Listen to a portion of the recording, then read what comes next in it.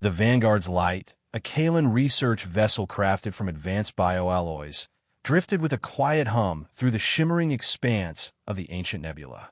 Inside, its amber-lit interior held a subdued anticipation, a stark contrast to the usual vibrant chatter. Commander Xylos, a seasoned Kaelen whose emerald-green skin bore the faint lines of 40 years traversing the stars, felt an unusual prickle of unease. For 3 days, his crew had meticulously sifted through the shattered remnants of an ancient human ship, a derelict ghost in the dark void. Most of the wreckage was worthless, just twisted metal and dead machinery. But today, deep within what was once the ship's massive storage area, they found something that brought every Kaelen to a standstill. It was a cryopod, miraculously still functioning after centuries. Small, steady green lights pulsed on its side, a silent declaration that whatever lay within was undeniably alive. Xylos, standing a formidable 3.5 meters tall, his muscular form a testament to his species' robust physiology, rapidly scanned the pod. His 4 forearms moved with practiced efficiency as data streamed across his display. The pod was ancient, incredibly so. Markings in human script, a language largely forgotten by the Kaelen, adorned its surface. Humans have been extinct for over 200 years, Commander. Professor Zalara, his brilliant science officer, articulated, her silver hair shimmering in the soft light. The life signs are robust. Whatever is inside is healthy. Zalara, though young, possessed an intellect that rivaled the most ancient Kaelen scholars, her amber eyes wide with a mixture of apprehension and intellectual hunger. Xylos felt his 2 hearts quicken. 231 years ago, the Kaelen Empire had effortlessly extinguished humanity. It had been a simple conquest. Humans, the historical archives proclaimed, were a weak, peaceful species, more inclined to gaze at stars than to wage war. They possessed no formidable weaponry, no robust armies. When the Empire came to claim their worlds, humans had offered barely any resistance. Or so the Empire's historical records dictated. Secure it for transport to the ship, Xylos commanded, his voice deep and resonant. Contact High Command. Inform them we've made a pivotal discovery.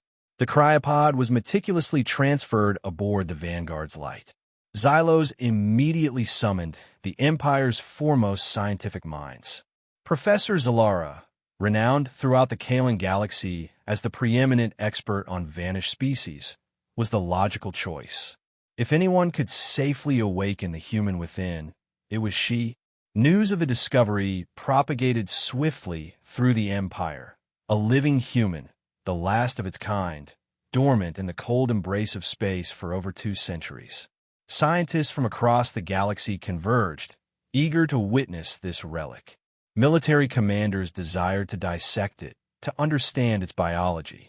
Everyone was consumed by curiosity about the creatures they had so thoroughly eradicated.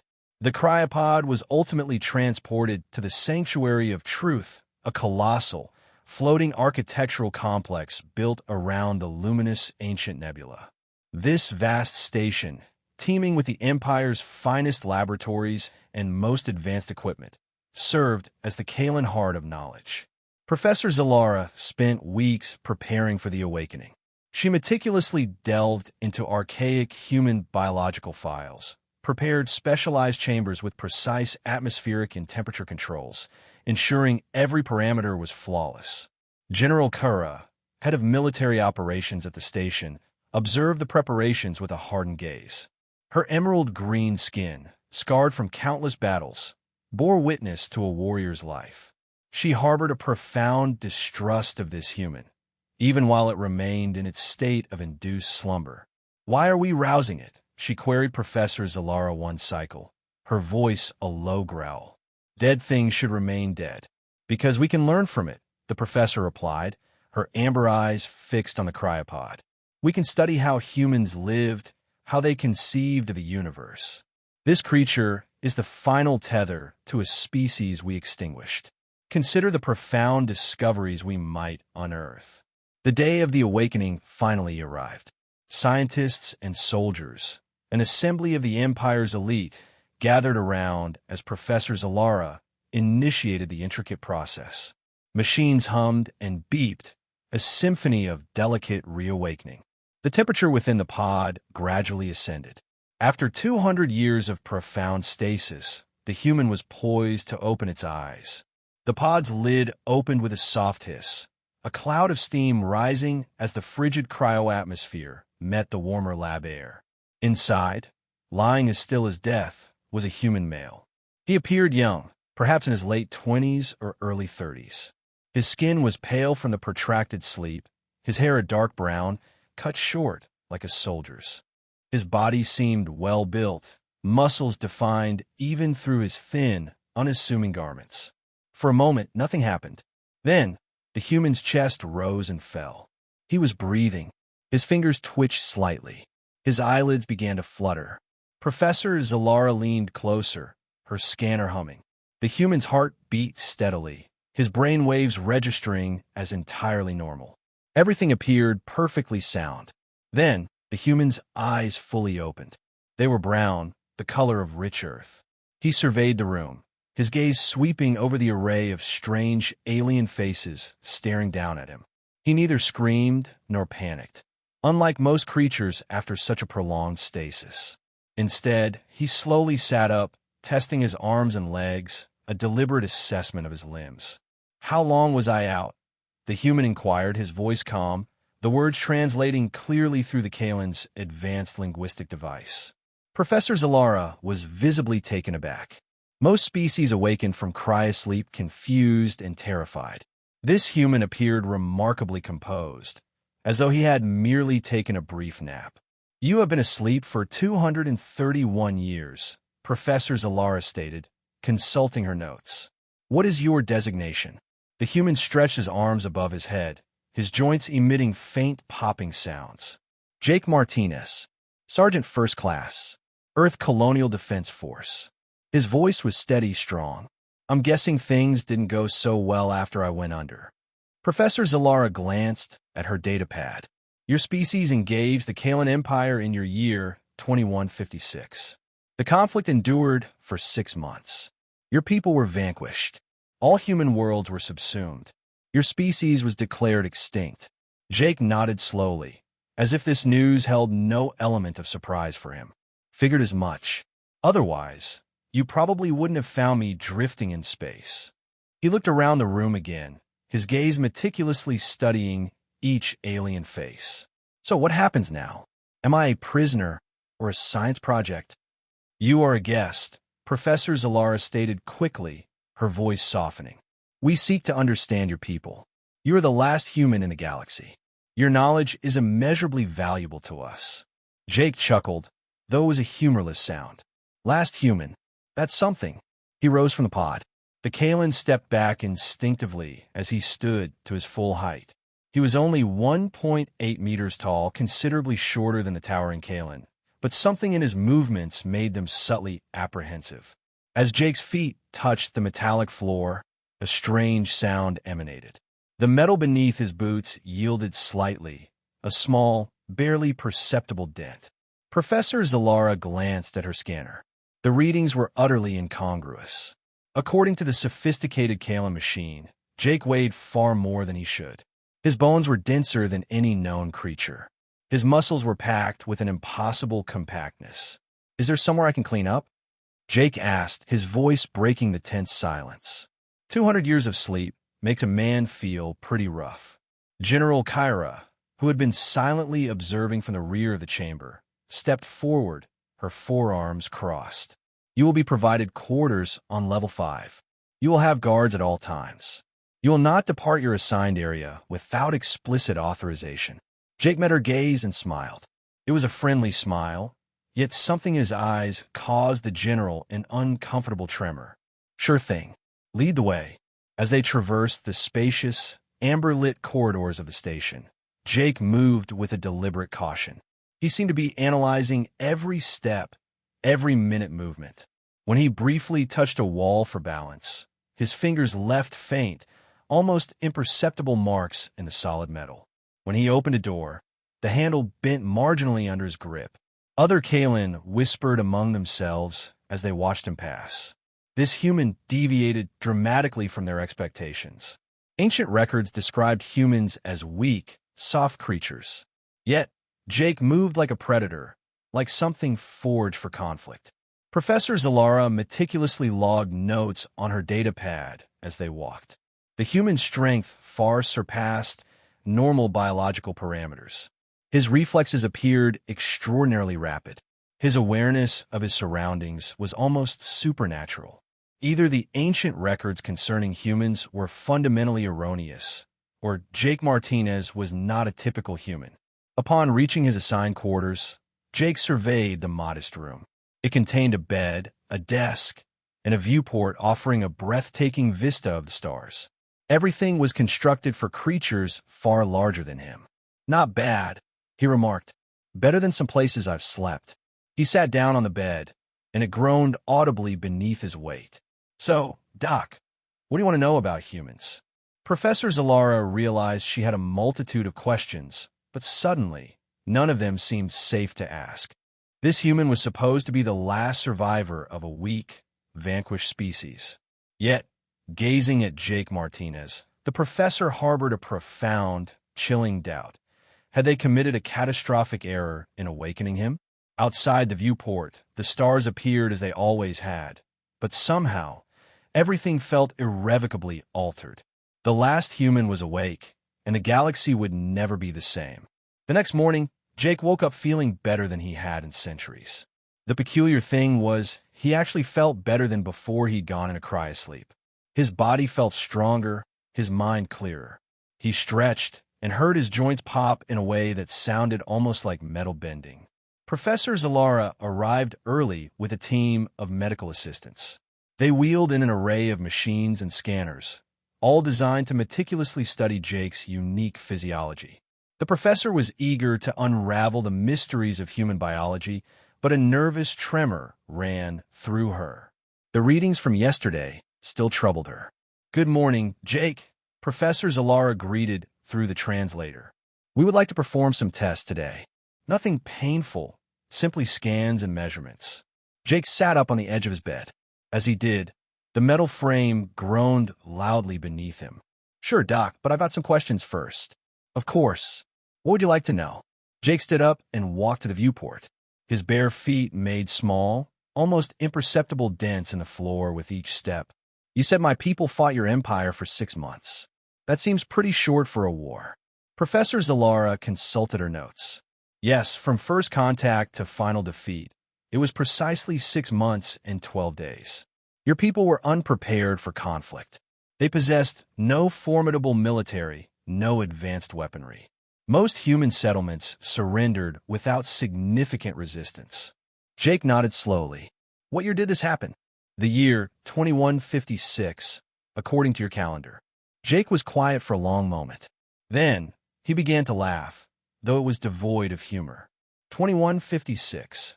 "You invaded us in 2156? He turned from the viewport to face the Kaelen. "Doc, you might want to sit down for this." Professor Zalara felt a chill ripple through her emerald skin. "What do you mean?" "I went into cryosleep in 2151. The resource wars had just ended." "Do you know what the resource wars were, Doc?" The professor shook her head. The Kaelen historical archives regarding humans were notably sparse. The Empire had deemed humans insignificant enough not to warrant extensive study. Jake sat down in the now groaning chair. "The resource wars lasted from 2089 to 2151. 62 years of the bloodiest fighting humanity had ever seen. We fought over water, over minerals, over land. Every nation, every colony, every settlement had armies. We built weapons that could crack planets. We created soldiers who could fight for days without rest." Professor Zalara felt her two hearts quicken. "But the records indicate humans were peaceful in 2156. "That's because we were tired." Jake's voice was quiet now. "After 62 years of war, we finally made peace. We decided to stop fighting each other and start exploring the galaxy instead. We were done with violence. We wanted to build, not destroy." A medical assistant attempted to attach a scanner to Jake's arm. The device immediately sparked and malfunctioned. Jake hadn't even moved, yet somehow his skin was too dense for the machine to operate. We put away our weapons, Jake continued. We converted our warships into exploration vessels. We transformed our weapons labs into science centers. For 5 years, humanity was peaceful. We thought we were done with war forever. Professor Zalara was scribbling notes as fast as her 4 forearms could manage. So the Empire invaded during this period of peace. Looks that way. Jake reached out to touch another scanner. The machine crumpled like paper in his hand. He looked at the broken device with mild interest. Sorry about that.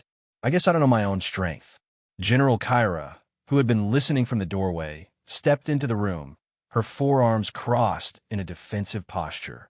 Are you asserting that humans were warriors before 2156? Jake looked at her and offered a smile. It was the same friendly smile from yesterday, but now it held a subtly dangerous edge.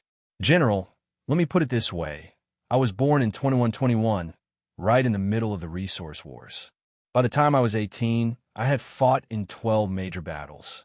By the time I was 25, I was leading assault teams on enemy colonies. By the time I went into cryosleep, I had been fighting for 30 years. The room fell utterly silent. The medical assistants ceased their work. Professor Zalara slowly lowered her datapad. General Kyra moved her hand closer to her sidearm. What kind of soldier were you? The general asked, her voice low. Standard infantry. Nothing special. There are millions like me. Jake stood up again. This time, the chair he had been sitting in developed small cracks where his hands had gripped the arms. The Special Forces guys, the pilots, the heavy weapons teams, they were the really scary ones. Professor Zalara struggled to process this torrent of information. But you stated you were weary of war. You said humans became peaceful. We did. We were exhausted. Imagine fighting for 60 years, then suddenly experiencing peace. We wanted to savor it. We wanted to explore, to learn, to grow. Jake walked to the medical table in the center of the room. When your empire appeared, we were like sleeping lions. Dangerous, but too tired to fight. He placed his hand on the medical table to steady himself. The thick metal surface immediately began to bend under his palm. Jake quickly pulled his hand away and looked at the damage with genuine surprise. That's been happening a lot, he said. I keep breaking things without meaning to. Professor Zalara initiated a new scan on Jake from across the room. The readings were impossible. Jake's bone density was 3 times higher than it should have been. His muscle fibers were packed so tightly they barely registered on the scanner. His nervous system was operating at speeds that should have been lethal. Jake, the professor said carefully, her voice tinged with awe. How do you feel? Are you in any pain? I feel great. Better than I have in years. It's weird, actually. I feel stronger than before I went into cryosleep. Faster, too. Jake looked at his hands. Is that normal? No, Professor Zalara said. It is not normal at all. General Kyra stepped closer. Explain to me how your species waged war. What weapons did you employ? Jake thought for a moment. Depends on the situation. For space battles, we had plasma cannons that could punch through ship armor like paper. For ground combat, we used kinetic rifles that fired metal slugs at near light speed. For close combat, he paused. Well, for close combat, we mostly used our hands. Your hands? General Kyra's green eyes widened slightly. Sure, humans are built for fighting. We're persistence hunters. We chase our prey until it gets tired, then we kill it with our bare hands. It's what we're designed for. Jake flexed his fingers. Though I guess the cryosleep changed me somehow. I feel like I could punch through steel right now. To punctuate his point, Jake gently tapped the wall with his knuckles. The metal dented inward. Everyone in the room took a step back. Interesting, Jake said, staring at the dent. That shouldn't have happened. Professor Zalara was frantically taking notes. Jake, during your cryosleep, your body may have undergone changes. Human DNA contains many dormant sequences. Perhaps the long sleep activated some of them. Dormant sequences are evolutionary traits present in your genetic code, but normally inactive. Backup systems, you might say. Ways for your species to adapt to extreme situations. Jake nodded. Makes sense. Humans are good at adapting. It's how we survive the resource wars. He looked around the room at all the broken equipment. Though I probably should have mentioned this earlier. Document. General Kyra was slowly backing toward the door. Mention what? I wasn't alone in that cryopod. I mean, it was the only one in my pod, but there were thousands of other pods on that colony ship. Jake's smile was friendly, but his eyes were cold. When your people attacked the ship, it broke apart. Those pods got scattered all over the galaxy. Professor Zalara felt her blood turn to ice. Thousands? At least 3,000. Maybe more. We were trying to preserve as many people as possible before the end. Jake walked back to the viewport and looked out at the stars. They're all still out there somewhere, drifting in space, waiting to be found. The room was completely silent. Every Kaelen was thinking the same chilling thought. If Jake was just a standard soldier, and if the cryosleep had amplified his capabilities, what would happen when the others awoke? Doc, Jake said quietly, still gazing out the viewport, I think you might want to call your bosses. They're going to want to hear about this. General Kyra was already reaching for her communication device, but even as she did, a profound dread settled upon her. The Kaelen Empire had crushed humanity when they were weak and weary. But now, they were awakening strong and enraged, and there were thousands of them, scattered across the galaxy like seeds of war, waiting to bloom. The emergency meeting convened 3 hours after Jake's revelation about the scattered cryopods. High Command officers from across the sector linked into the Sanctuary of Truth through quantum communication relays. Their holographic forms, shimmering emerald green against the conference room's polished surfaces, filled the main chamber, all talking at once in worried, hushed tones. Emperor Kaelen V, the golden-skinned ruler of the Kaelen Empire, appeared as a massive, radiant figure, his voice booming through the speakers. How many pods did you say were scattered? Professor Zalara consulted her notes with trembling hands. According to Jake Martinez, at least 3,000, possibly more. The colony ship was immense, designed to transport entire populations. And are they all soldiers like this Jake creature?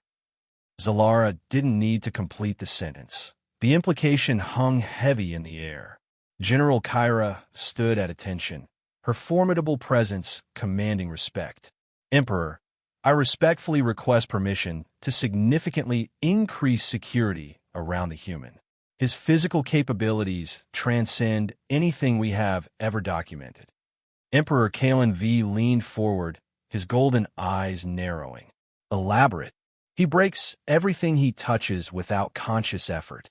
His strength is immeasurable. This morning he bent a solid steel door frame just by leaning on it. Our most advanced medical scanners cannot penetrate his skin. And sir, she paused, her voice dropping slightly, he moves like a predator. Every step is calculated. He observes everything, remembers everything. He is studying us. In his quarters, Jake was indeed studying them. He had been awake for 3 days now, and his enhanced mind was learning with startling speed. The Kaelen, he observed, were undeniably strong, but they were not true warriors. Centuries of effortless conquest had rendered them complacent, soft. Their military tactics were rudimentary, designed for subduing weaker species that capitulated swiftly. Jake sat at his small desk, which now bore prominent cracks where he had casually rested his arms. He was mentally mapping the station's layout, analyzing guard rotations, and pinpointing weapon emplacements. Not because he planned an escape, but because it was instinct. It was what soldiers did. They constantly gathered intelligence. A soft, rhythmic knock came at his door, the precise pattern Professor Zalara always used. Come in, Jay called out. Professor Zalara entered, accompanied by a new medical assistant, a young Kaelen named Velter. The assistant carried a box of specialized scanning equipment, all visibly reinforced to withstand Jake's unusual biology. Good afternoon, Jake. We would like to attempt some new tests, if you don't mind. Jake smiled and stood. As he did, his chair emitted a loud crack, one of its legs finally fracturing under the persistent strain. Sure thing, document. Though you might want to get me a stronger chair. Velter stared at the broken furniture, his emerald eyes wide. How much do you weigh? He asked through the translator. Before cryosleep? About 200 pounds, Jake shrugged. Now? Feels like more. My bones are definitely heavier, my muscles too. It's like every cell in my body became denser. Professor Zalara set up a new scanner, this one the size of a small vehicle. We wish to map your brain activity while you perform simple tasks. Will you cooperate? Of course. Jake walked over to the machine. With each step, small, faint cracks appeared in the floor. What kind of tasks? Basic problem solving. We will present puzzles, ask you questions regarding tactics and strategy. Jake nodded. Sounds easy enough. The first test was a simple maze displayed on a screen. Most species required several minutes to solve it. Jake looked at it for 3 seconds and traced the solution with his finger. The screen cracked under the light pressure. Next puzzle, Jake stated. They presented him with military scenarios, a convoy under ambush, a base being encircled, a fleet trapped in enemy territory. Jake solved each one in mere seconds, his solutions so intricate and efficient that Professor Zalara had to re-verify them twice to confirm their accuracy. Jake, the professor asked after the 10th puzzle, her voice filled with a mixture of awe and bewilderment. How are you solving these so quickly? Pattern recognition. Humans are good at it. We see how things connect, how they flow together. Jake tapped the side of his head. Plus, I fought in scenarios like these for 30 years. After a while, you start to recognize the same patterns repeatedly. Velter was staring at the readings from Jake's brain scan. Professor, look at this. His neural activity is off the charts. The connections between his brain cells are firing faster than our machines can even track. Professor Zalara examined the data. It was impossible. Jake's brain was processing information at speeds that should have induced seizures or death. Yet, he appeared perfectly calm and relaxed.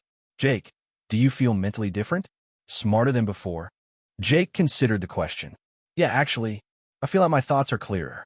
Like there used to be a fog in my head, and now it's gone. I can see patterns I never noticed before, remember things more distinctly. He paused. Is that normal for cryosleep? No, Professor Zalara said. It is not normal at all. General Kyra entered the room at that moment. She had been monitoring the test through the communication system. Jake, I have a question for you. Shoot, if you were to attack this station, how would you do it? Professor Zalara looked alarmed. General, is that wise? I need to comprehend what we are dealing with. Jake leaned back against the wall, the metal groaning under his weight. Attack this station, from the inside or outside? Both. Jake was quiet for a moment, his enhanced brain meticulously working through the problem. From the outside, I'd target your power generators first. They're poorly defended, and without power, your shields and weapon systems go down. Then I'd hit your communication arrays so you can't call for reinforcements. After that, I'd breach the hull in sections 7 and 12 simultaneously because your emergency response teams cannot cover both areas at the same time. General Kyra felt a cold dread settle in her gut.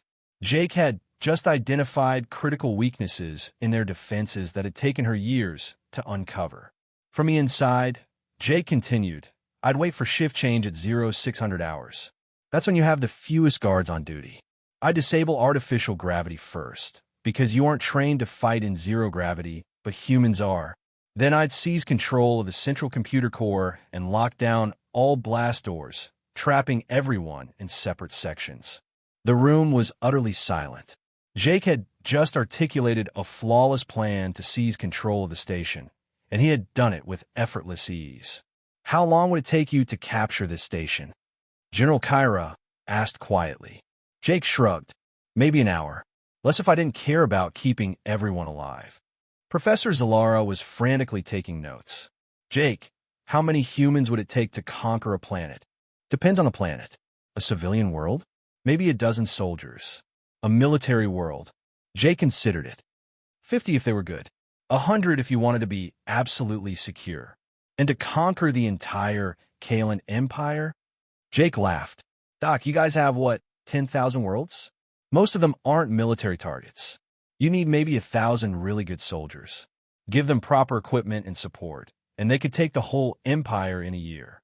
General Cryo was backing toward the door again. 1,000 humans could defeat the entire empire? Easy. See, the thing about humans is that we don't fight like other species. We don't line up our armies and have big, drawn-out battles. We use small teams, hit-and-run tactics, psychological warfare. We make our enemies afraid to sleep at night. Jake's eyes took on a distant, haunted look. During the resource wars, I witnessed a single human squad dismantle an entire enemy division. They didn't even fire a shot. They simply made the enemy believe they were surrounded by thousands of soldiers. Professor Zalara was writing so fast her stylus was practically smoking. Ow! Humans are sneaky. We are patient. We learn our enemies' weaknesses and exploit them. We turn their strengths against them. We make them defeat themselves. Jake stood up and walked to the viewport. The Kaelen Empire is powerful, but it has one glaring weakness. What weakness? General Kyra asked, though she wasn't sure she truly wanted to hear the answer. Jake turned around and smiled.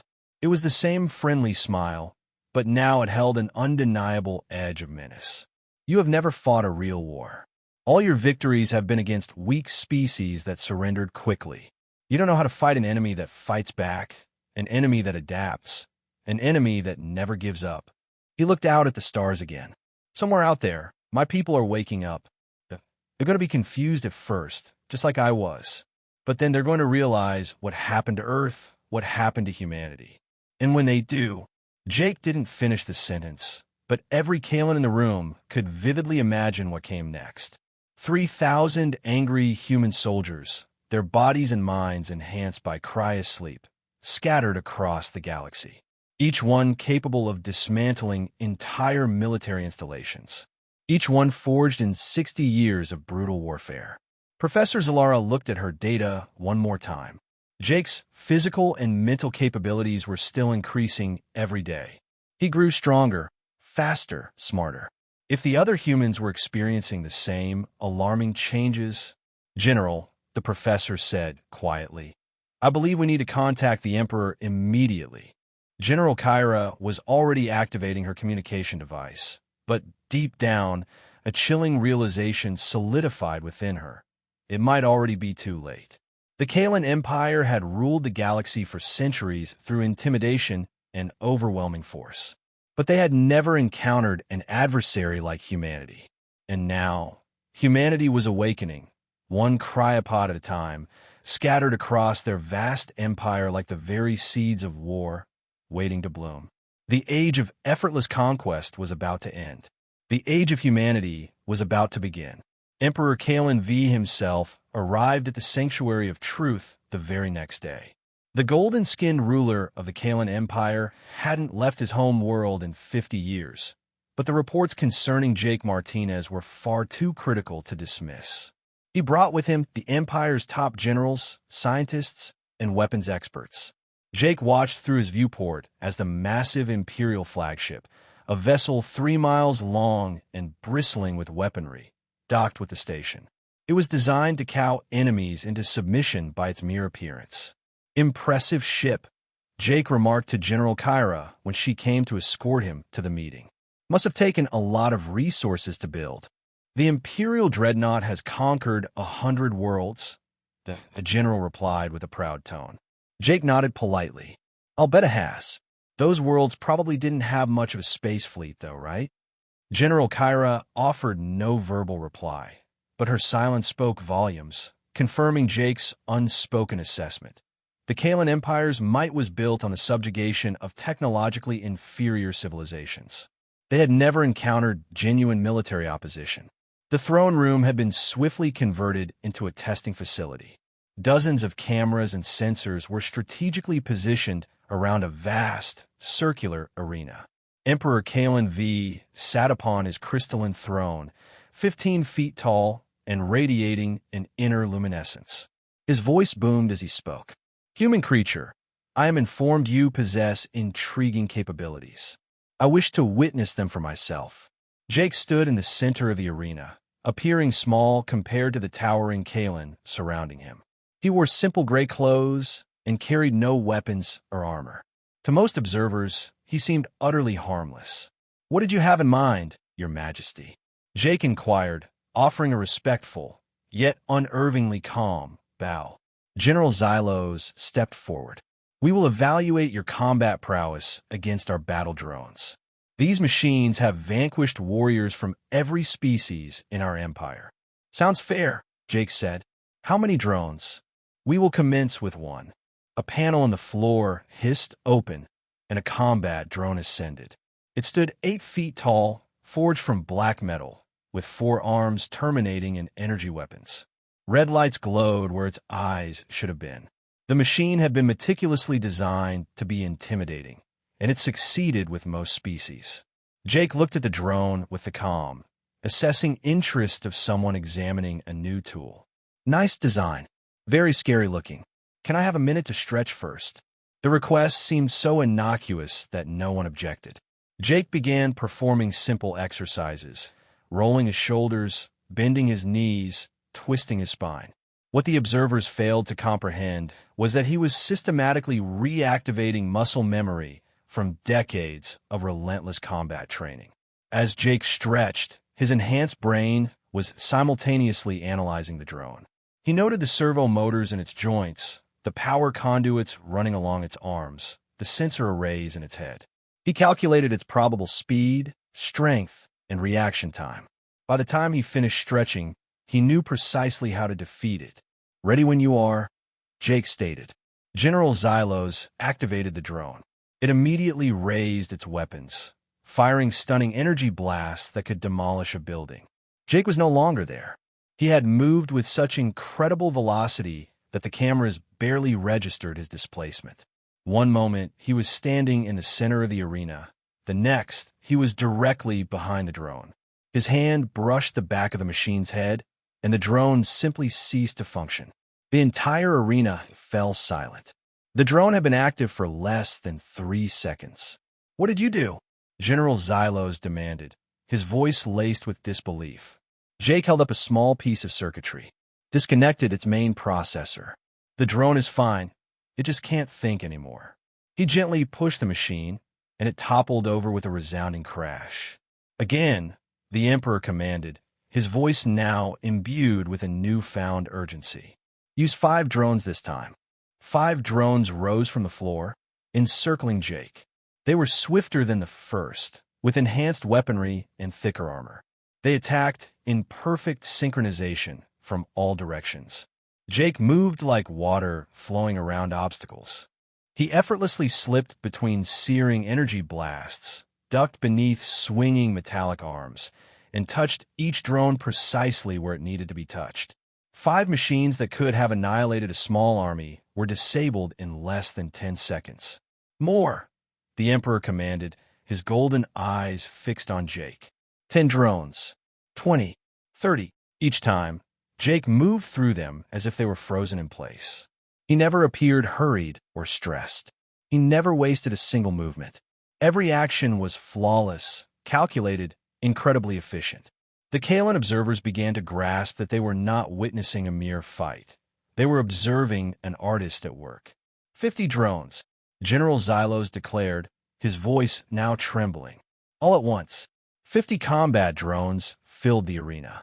They represented the Empire's pinnacle of war machinery, each capable of engaging 100 normal soldiers. Their combined firepower could level a city. Jake stood in the center, completely relaxed. "You know," he said conversationally, "these drones have a fundamental flaw in their programming. The drones unleashed their full arsenal. Energy beams, plasma bolts, and explosive rounds saturated the air. The arena became a maelstrom of lethal light and deafening sound.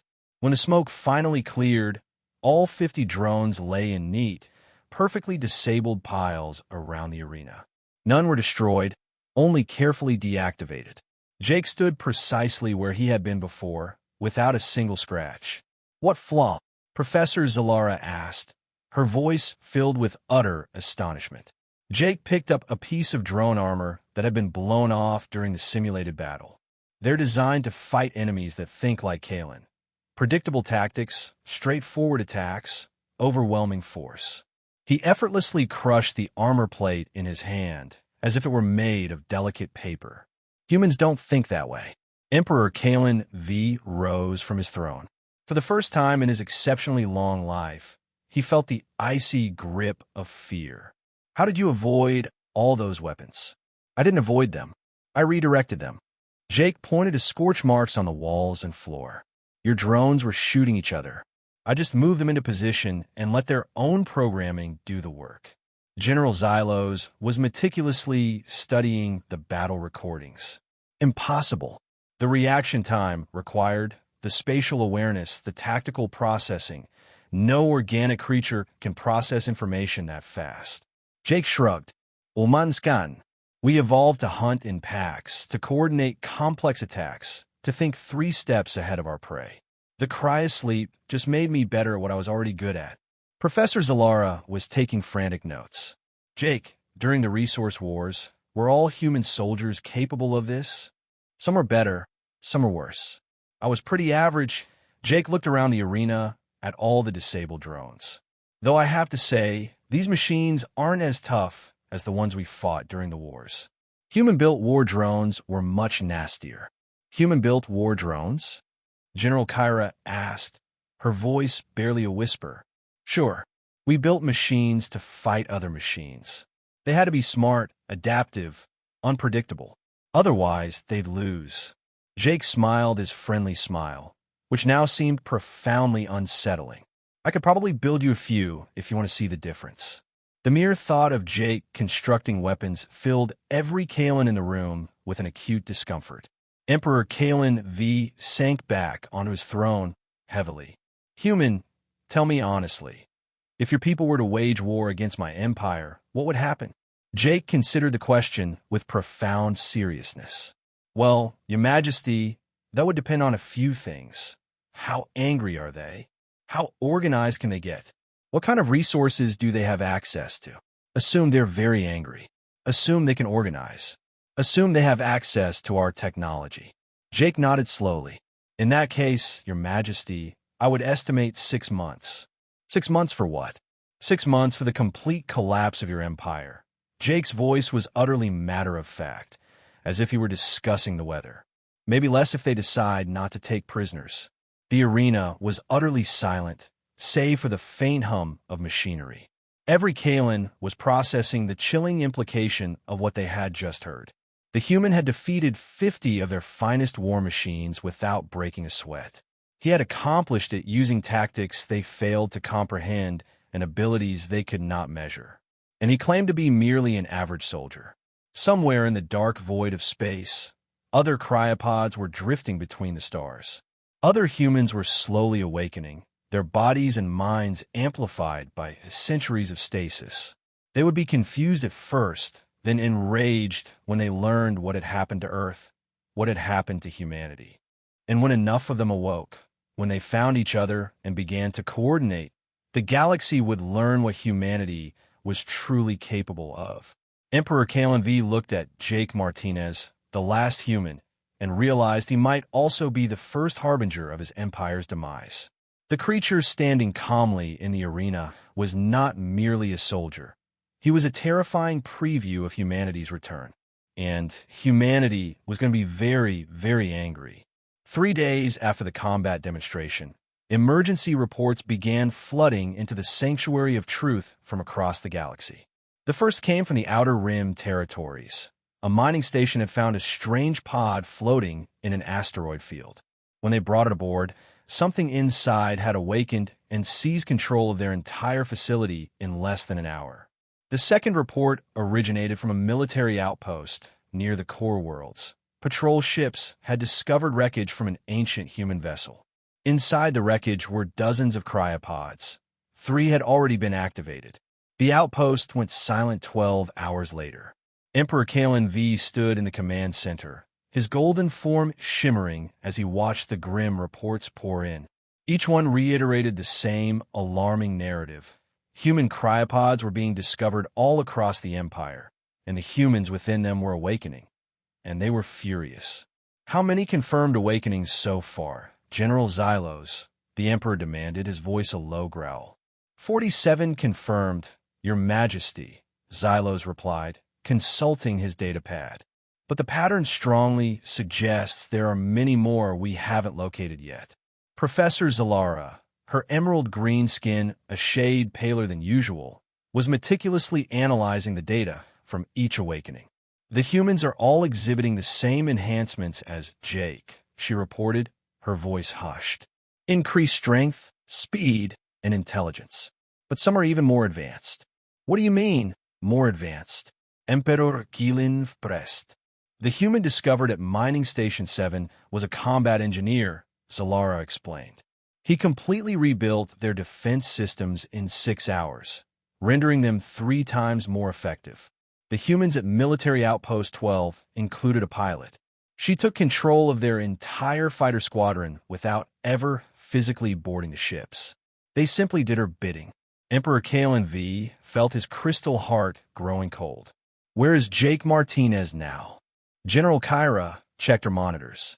Still in his quarters, Your Majesty. He's been exceptionally quiet since the combat test. Mostly, he just sits by the viewport and looks at the stars. In his quarters, Jake was indeed gazing at the stars, but he wasn't merely observing them. His enhanced mind was calculating distances, plotting courses, identifying the probable locations where other colony ships might have fragmented and scattered. He was meticulously constructing a detailed map of where his people were waking up. 3 soft, rhythmic knocks sounded at his door, the precise pattern Professor Zalara always used. Come in, Doc, Jake called out. Professor Zalara entered, a datapad clutched in her hand. Her usual confidence had vanished, replaced by an unmistakable tremor of fear. Jake, we need to discuss the other humans awakening. Yeah, I figured that would start happening soon, Jake said, not turning away from the viewport. How many so far? 47 confirmed. Probably more that we haven't discovered yet. Jake nodded. Sound about right. The colony ships were spread pretty wide when they broke up. It'll take time to find all the pods. Jake, some of your people are attacking our facilities now. Jake turned around, his expression suddenly serious. Are they killing anyone? No, Professor Zalara replied, shaking her head. They seem to be focused on taking control rather than causing casualties. But, Jake, they are taking control. Every facility where humans have awakened is now under human command. Jake sat down on his bed, which groaned audibly under his weight. That makes sense. Standard doctrine when waking up in enemy territory is to secure the immediate area and gather intelligence.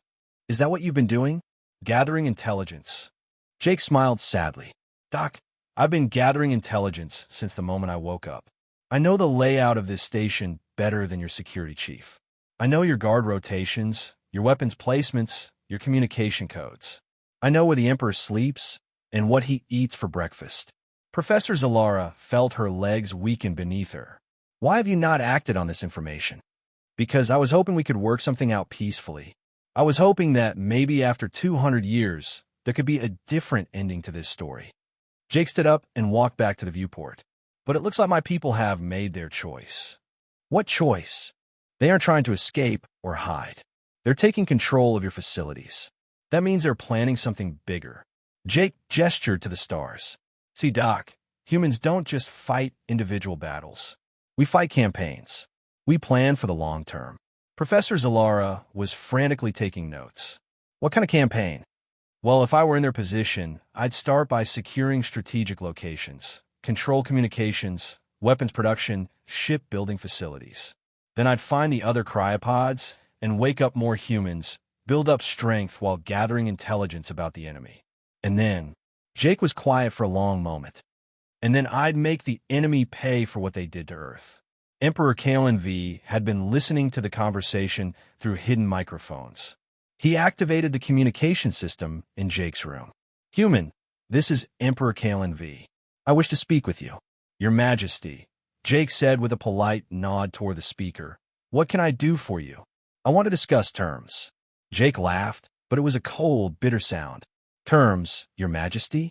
With respect, you are not in a position to negotiate terms. Explain. Jake walked over to the communication panel. Your Majesty, let me tell you what is happening right now. My people are waking up all across your empire. Each one is taking control of whatever facility they find themselves in. They are not doing this randomly. They are following a plan. What plan? The same plan we used during the resource wars when we needed to take territory quickly, secure key points, establish communication networks, coordinate attacks. Right now, humans control at least 47 locations in your empire. In a few days, it will be hundreds. In a few weeks, thousands. Emperor Kaelen V felt the immense weight of his empire crumbling around him. What do your people want? Justice, Jake said simply. You wiped out our species. You destroyed our worlds. You scattered our survivors like seeds in the wind. And you did it when we were tired and peaceful, when we had put down our weapons and chosen to explore instead of fight. That was over 200 years ago. Not to us. To us, it feels like yesterday. We went to sleep on human worlds under human skies. We woke up in alien hands, in an empire built on our graves. Jake's voice was getting harder now. Your Majesty, my people are not just angry. They are furious. Professor Zalara stepped closer to the communication panel. Jake, surely there must be some way to avoid war? Some way for our species to coexist. Jake turned to look at him. Doc, I like you. You've been kind to me, treated me well. But you work for an empire that committed genocide against my species. And that empire is still celebrating that genocide as a great victory. What would it take for peace? Emperor Kaelen V asked, his voice strained. Jake considered the question carefully. Complete surrender. Every Kaelen world, every military unit, every government official. Turn control of the empire over to humanity and accept whatever judgment we decide to give you. The communication channel was silent for a full minute. And if we refuse, the emperor finally asked, his voice barely a whisper, then my people will take it by force. In your Majesty, we are very good at taking things by force. As if summoned by his words, new reports began flooding the command center. More human awakenings, more facilities taken, more of the empire falling under human control. But the most disturbing report came from the intelligence division. They had found the wreckage of the original colony ship that Jake had come from. Analysis of the debris showed that the ship had not been carrying 3,000 cryopods. It had been carrying 30,000. Emperor Kaelen V stared at the report in horror.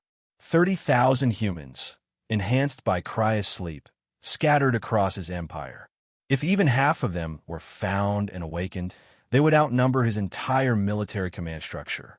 Jake, Professor Zalara said quietly, how long do you think this war will last? Jake looked out at the stars one more time. Somewhere out there, his people were waking up. They were angry, enhanced, and ready for war. The peaceful humanity that the Kaelen had destroyed was gone forever. In its place was something harder, stronger, and infinitely more dangerous. Doc, Jake said softly, I don't think it will be a war. I think it will be a reckoning. 3 days later, the Kaelen Empire began to fall. Not all at once, but piece by piece, world by world, as humanity reclaimed what had been taken from them. The humans did not conquer like the Kaelen had, with overwhelming force and terror. They liberated. They organized. They built. And they remembered.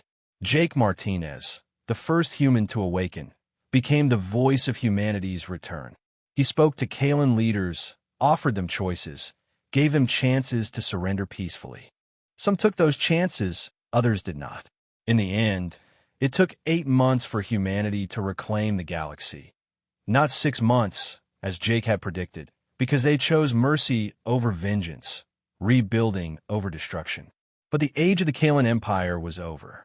The age of humanity had begun again. General Cryo, watching the final reports of Kaelen resistance crumbling, felt a strange mix of dread and grudging respect. The humans, once dismissed as a minor, peaceful race, had orchestrated a meticulous, relentless campaign. Their tactics were unlike anything the Kaelen had ever encountered. There were no grand fleet battles where the numerically superior Kaelen could simply overwhelm them. Instead, human teams, often no more than a dozen strong, materialized silently on Kaelen worlds, targeting critical infrastructure. Communications would vanish, power grids would fail, and then, inexplicably, Kaelen forces would find their own supply lines cut, their morale eroding from within. Professor Zalara, standing beside the general, ran a hand through her silver hair. Their psychological warfare, it's unsettling. They don't just defeat us. They make us question our own capabilities, our own resolve. Reports of Kaelen commanders surrendering entire garrisons, convinced they were surrounded by phantom armies, became disturbingly common. It was precisely as Jake had described. They made their enemies defeat themselves. Emperor Kaelen V, now a shadow of his former radiant self, sat in his command chair. He had personally witnessed the fall of key Kaelen strongholds, not to overwhelming force, but to surgical strikes and uncanny infiltration. Humanity wasn't just taking worlds, they were dissolving the very confidence of the Empire. The Kaelen, accustomed to easy victories, crumbled under sustained, intelligent pressure. Jake Martinez, operating from what was once the sanctuary of truth, now subtly reconfigured to better suit human operations, coordinated the liberation efforts. He rarely left the command center, his enhanced brain processing data at an astonishing rate. He spoke to the Kaelen leaders not with triumph, but with a weary pragmatism. You have two choices, he'd calmly explain through the Empire's communication networks. Surrender and cooperate, and we will offer terms for a new galactic order. Resist and suffer the consequences of your past actions. The consequences, as many Kaelen worlds discovered, were swift and complete. Human efficiency was terrifying when applied to military objectives. It wasn't just the military might. As more cryopods were discovered and the humans within awakened, a vast network of specialists emerged. Engineers, strategists, scientists, logistics experts, all enhanced by their centuries of sleep. They repurposed Kaelen technology with startling speed, building new vessels, designing more efficient systems. They didn't just fight, they innovated. They adapted. 8 months after Jake's awakening, the final Kaelen strongholds capitulated. The Empire, which had reigned supreme for millennia, was no more. The transition was arduous, but remarkably bloodless, given the scale of the conflict. Humanity, forged in the crucible of the resource wars and refined by the prolonged cryo-sleep, chose not to repeat the Kaelen's mistakes. They didn't seek to eradicate, they sought to rebuild. Jake Martinez, standing on the observation deck of the Sanctuary of Truth, now overlooking a vibrant, unified galactic core, watched a new fleet being constructed. These weren't warships, but massive interstellar vessels, designed for exploration and interspecies cooperation. Professor Zalara approached him, her emerald skin now reflecting a quiet hope rather than fear. "We found another one, Jake," she said softly, holding up a datapad. "A cryopod, deep in a previously unexplored sector. It's intact." Jake nodded, a faint smile on his lips. "Good. Tell them to bring it in." Slowly, he knew this was just the beginning. The galaxy was vast, and humanity was just starting to remember what it meant to explore, to learn, to grow. But this time, they wouldn't put down their weapons entirely. They had learned a painful lesson from Kaelen. The age of the Kaelen Empire was undeniably over. The age of humanity had indeed begun again, tempered by hardship, wiser from loss, and forever changed by the long sleep.